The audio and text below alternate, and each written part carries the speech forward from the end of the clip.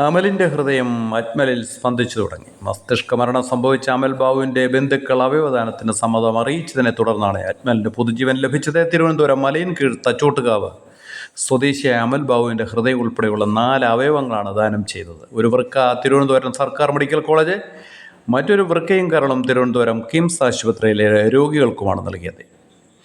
ഒരു ബൈക്ക് അപകടത്തെ തുടർന്നാണ് അമൽ ബാബുവിന് മസ്തിഷ്ക മരണം സംഭവിച്ചത്. ഇത്രയും ഉദാത്തമായ മാനവികത, മനുഷ്യസ്നേഹം, ഏറ്റവും വലിയ പ്രവൃത്തി മറ്റെന്തുണ്ട്?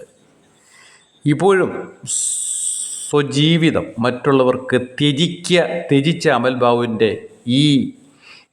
ബാബു അനശ്വരനാവുകയാണ്. 4 അവയവങ്ങളാണ് അദ്ദേഹത്തിൻ്റെ മറ്റ് 4 പേരിലേക്ക് തുന്നിപ്പിടിപ്പിച്ചത്.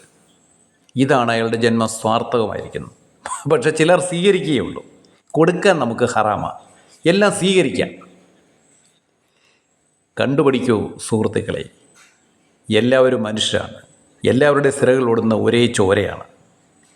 ജാതിയും മതവും പറഞ്ഞ് വേഷവിധാനത്തിൽ പോലും സ്പർദ്ധയും പകയും സൂക്ഷിക്കുന്ന നിങ്ങളൊക്കെ എത്രമാത്രം ഓരോരുത്തരും ആത്മപരിശോധനയ്ക്ക് വിധേയമാകേണ്ട സമയം അതിക്രമിച്ചിരിക്കുന്നു.